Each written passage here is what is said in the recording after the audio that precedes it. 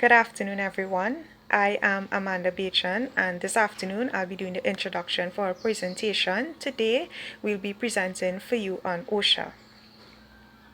Health and safety within an organization is one of the most talked about and the biggest concern to any establishment, and its biggest asset is its employees. There is no doubt that employers benefit greatly from providing a comfortable and safe working environment for these employees. The Occupational Safety and Health Authority and Agency, known as OSHA, of Trinidad and Tobago is a statutory agency of the Ministry of Labour and Small Enterprise Development. They were established with a sole aim of providing health and safety to all employers and employees within an establishment. Therefore, it does not cover residential premises. This authority is guided and governed by the Occupational Safety and Health Act, which enables them to ensure that companies adhere to specific guidelines and the repercussions if it is not done, especially if harm is caused to any person while performing his or her duties. Our Occupational Safety and Health Authority's head office is located in Port of Spain, with 2 others in Trinidad and 1 in Tobago. OSHA's vision is to imprint occupational safety and health into the DNA of Trinidad and Tobago, and its mission is to elevate risk management, commitment to world standards, and accountability to safety across all industries, sectors, and staff within Trinidad and Tobago. Here, we'll delve a bit deeper into OSHA's policy and procedures as it relates to human resource management and their core values of integrity, accountability, professionalism, and commitment.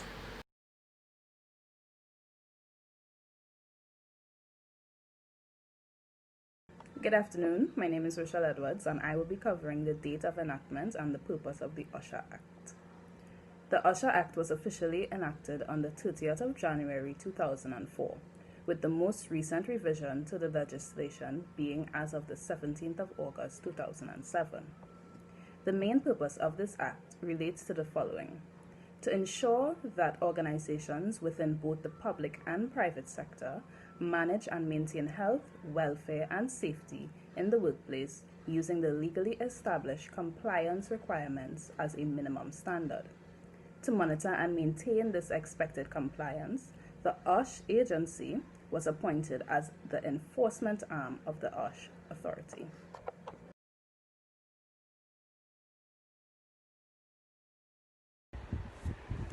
My name is Marianne Blake, and I'll be discussing the main provision of the Occupational Safety and Health Act. The Act is there to fortify the system of law to promote compliance, which actually speed up or even promote a steadier self-governance by employers and workers. The Act helps ensure health and safety standards at a good rate, and that the employers actually have promoted at the business place so that their business won't be affected and that workers will be safe and not affected. It also helps ensure the efficiency and the productivity of employees, rights and issues such as adequate protection and avenues for redress in the agreement with the law and the good industrial relation practices. It also helps increase the public awareness, where we see there are different organizations where persons are sent out to learn so that the preventative safety measures are taking place and the health culture is actually practiced in the workplace or in different organizations. The Act actually enforced by occupational health and safety authorities or agency or other registered government establishment. They make recommendations on the regulations and help actually institute codes of practice so that the persons in the workplace will be safe and that a culture will be instilled in the people so that they will understand their. I will go on to talk about redress for failure to adhere to the Act. Failure to adhere to the Act is a criminal offense and has legal repercussions that can cause the business or even the individual managers to be prosecuted by applicable health and safety enforcement authority, and as a result of being found guilty, that can lead to unlimited fines or even imprisonment. But other than being prosecuted, the health and safety enforcement may actually give them room for improvement, where they can give them a certain amount of days where they can improve on certain areas, and if they are not compatible, they can be taken to the court of law. We know that reputation is very important, and it is also important to any organization or establishment, may it be small, may it be medium, may it be large. We know that it increases production, a greater volume of investors, customers, and so forth. And when establishments don't adhere to the Health and Safety Act, this can cost the business's reputation and also decrease in success. And even though that they work on that area, the success mightn't be the way that they want it to be or at the level that they want it to be. This can also discourage employees and working and cause staff turnover. If employees don't feel safe on the workplace, they have an excuse to leave and not to work and exit the compound. Right? So I'll then turn over to my colleague. Recruitment and selection. One of human resource management's main role and function is to deal with recruitment and selection. However, the laws of Trinidad and Tobago prohibits the employment of persons under the age of 16 unless this is done in a family business. The OSHA Act strictly prohibits the employment of persons 16 years and under, especially in an environment where hazardous chemicals or substances are produced or even present. By law, employers are required to keep relevant information and documentation on all persons employed under the age of 18. Information such as age, name, date of birth, and address. Failure to comply with this can result with employers being fined TT $1,000. Good afternoon, my name is Stacey Charles. My topic, Strategic Human Resource Planning. A strategic plan guides an organization in successfully meeting its goals. Based on the strategic plan, many organizations also develop a strategic human resource plan that will allow it to make management decisions in the present to affect the future direction of the organization. Strategic HR planning encompasses the following: assessing the current HR capacity and whether it fits the organization's needs, forecasting future HR requirements based on business goals, developing talent strategies to help attract new employees and retain existing employees. Example, recruitment, selection, hiring, training and development, employee compensation and benefits, performance management, and employee relations. And reviewing and evaluating the strategic HR plan to determine whether the plan has helped the organization to achieve its goals. The Occupational Safety and Health Act is an act respecting the safety, health, and welfare of persons at work. This act has several implications for the practice of HR, specifically the HRM function of strategic human resource planning. Because an employer is responsible for the safety, health, and welfare of employees at work, the HRM must ensure that the employees have the correct tools, equipment, training, and environment in order to work safely and efficiently. As part of the strategic HR planning function, the HRM must ensure that there is a safety culture in the organization by promoting, recognizing, and rewarding safe behavior. This can help to eliminate or reduce risk of injury or illness to employees. The chief aim of a safety culture is to protect an organization's most valuable assets, its people. Promoting a culture of safety can be achieved through a variety of methods, including programs, policies, procedures, practices, and training. In this way, employee welfare and safety are taken care of at all times so that they can be productive. In assessing the current workforce, HRM should maintain employee records so that they can properly analyze their existing employees. With the introduction of OSHA, these records should now include employees' health and safety information, such as occupational exposure, injuries and illnesses on the job, and workers' compensation records. Many occupational illnesses, such as cancer, can occur decades after the employee retires. Employment records help in assessing the work-relatedness of such illnesses. These records can also help the HRM to determine if employees' workloads are leading to mental health issues such as stress or mental fatigue, which can lead to incidents or accidents.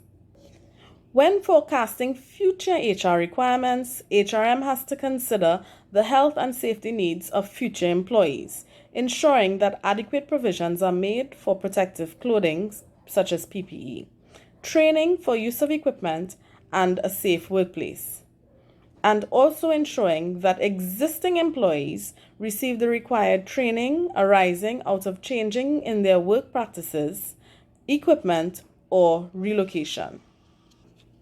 OSHA states that every employee shall establish a safety and health committee, and such, HRM now has a duty to establish a safety and health committee which would review the measures taken to ensure compliance with OSHA. HRM also should implement a health and safety policy across the organization. OSHA can affect a company's reputation if they are non-compliant. Strategic HR planning must have sincere and robust interests in investing in employee safety, health, and welfare as it impacts the organization's productivity, growth, and profitability. Good afternoon, class. My name is Ravina Ramnath Singh, and the HR function that I will be presenting today is training and development. In the OSHA Act, there are not many regulations relating to the training and specialization of employees being able to handle certain situations professionally, but it does state the importance of having one in the first place. The bill does touch on training. However, it did not mention any guidelines on the actual degree of training required or how frequently the performance level of workers should be assessed to minimize the injuries at the workplace.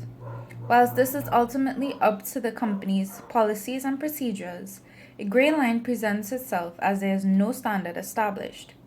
Does this bill need to state that, or do they think companies will find their way in the various fields of work? Seeing that these things are missing from the bill, this leaves the HR department in the dark as to whether a standard needs to be established locally or just based on the company. With respect to development for employees, the framework for the bill can be used to promote good working habits, such as being cautious and adhering to safety guidelines. But it does not have a follow-up plan. If we take a look, we can see there is a place to start, but there is no room within the system for employees to grow, and there is no control plan for them to practice safety guidelines. To amend this, human resource departments can attempt to take this into their own hands, but since there is no standard established by the law, companies can neglect this simple but yet important function. And this is my analysis and critiquement of the OSHA's Act, training and when it comes to training and development. Now I'll pass you on to performance management. Thank you. Hello, good afternoon, class. I am Ronaldo Raplal, and today I will be presenting to you performance management as a human resource function in relation to the OSHA Act. So, going along with the textbook's definition of what performance management is, it is a process through which managers ensure that their employees' activities and outputs lead to the organization's goals. This is obtained through observation, measuring their work against a set standard, and making adjustments, offering advice along the way to improve their performance. So we can see that this is a process that is ongoing or continuous. As for the OSHA Act bill, its primary goal is to provide organizations with a framework for which the health and safety for all employers and employees can be achieved. In this bill, we can see many legal compliance requirements as a minimum standard for all organizations to follow. And within those requirements are many provisions to be made by employers, whether it may be gear, equipment, standard maintenance on machinery, hours of work, etc. There's simple protocols listed that are made law to enforce its practice across the country. All throughout this bill, however, there contains a great number of these rules, procedures, and regulations to follow from the start, but there's no system in place to make sure that this standard is being continuously met day to day, which is very crucial because managing a person's performance, regardless of their job description, line of work, etc., like hazardous or not, a cashier versus an electrician, everyone will benefit from this as everyone will stay alert, stay trained, so less mistakes and consequently less injuries and damages will occur. So when we link the two together, the OSHA Act bill and the performance management as a human resource management function, we extend the bill's effectiveness over a long period of time because this function brings the continuity aspect into the bill. Right? For the bill gives a great foundation to start with, but there's no system in place to ensure the actual following of the measures stated. So with that missing, it can lead to problems later down the road as negligence sets in. So an enforcer almost is needed in the shape of a follow-up plan or system. So in months and years ahead, organizations, instead of organizations simply doing what is required to stay within the law regarding this act, they also have a standard to maintain, which raises the bar in a sense. Right? So with this bill being a revised version with performance management being integrated, it will increase its longevity as to its adherence. And with that said, that concludes my presentation. I thank you all for your time. Good afternoon. My name is Marisai Campbell and I will be speaking about employee relations management today and how it refers, or how it relates rather, to the OSHA Act. Employee relations refers to all efforts by an organization to maintain positive relationships among its employees and employers. An employee relations manager may have responsibilities that may include acting as an intermediary between employees and managers and preparing or advising on the preparation or creation of policies around various employee issues such as fair compensation, useful benefits, proper work-life balance, reasonable working hours, a safe and healthy workspace, and others. Employee relations covers the contractual, practical, as well as the physical and emotional dimensions of the employee-employer relationship. Employee relations is a significant factor when it comes to the overall organizational performance. This is because good employee relations management translates into increased employee well-being and, as a result, performance. According to the OSHA Act, the employer has general duties to his or her employees to ensure their safety, health, and welfare. Employee relations management has a significant role to play in this. It is the responsibility of managers to ensure that their employees feel as though they are being heard, right? If any employee has an existing problem in the workplace, they need to feel that there is a chain of command they can follow to get their issues heard and a solution found effectively. The role of employee relations makes sure that all employees and employers is well informed about the obligation they have to one another. They do this by putting into place workplace policies and ensure that the policies are followed. Just some examples of employee relations management gone wrong, just to give you a better idea of what they actually do or how they actually um, how they actually make the workplace better. And so, for instance, when employee relations management has gone wrong, employees may have excessive unplanned absences from work. They may watch sexually explicit content on the internet. They may show little to no respect when speaking to their supervisors. They may get into disputes with coworkers. They are always late for meetings, gossip all the time, having personal hygiene problems that become an issue. They may violate safety rules. They do not communicate to management what they are doing. Having insufficient problem solving skills. Just those are just to name a few. But thank you. Thank you. The end.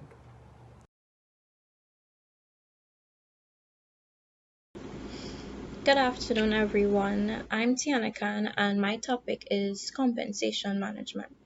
Compensation management as a human resource function involves managing company benefit programs to ensure that they meet the needs of the current workforce. Compensation management plays a huge role in human resource because it can impact the team's engagement, the hiring process, and the company's performance. These programs are all designed to keep the earnings and benefits competitive for both employers and employees.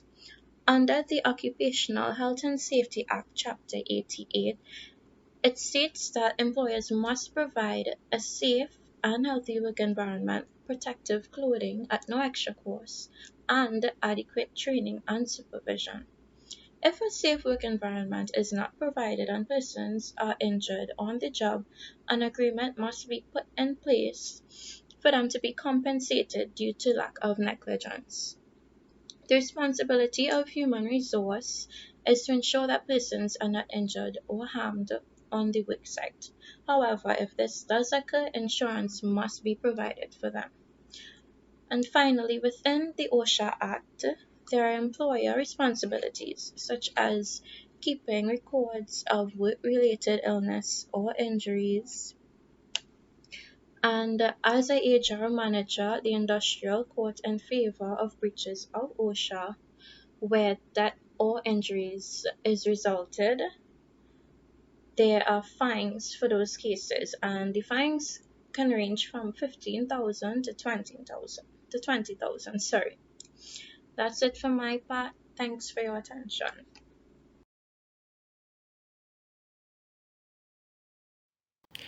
We have examined OSHA and how it relates to various aspects within an organization. We looked at ways in which management is responsible and its accountability to its employees to uphold these health and safety guidelines within its organization. From areas such as strategic human resource planning, training and development, performance management, employee relations management, and compensation management. They all have a crucial part to play. As it is said, and we do firmly believe, that when workers are comfortable, the highest levels of productivity is achieved, which in turn would generate greater rewards for any company and ultimately result in growth. We take this time to thank you for listening to our presentation.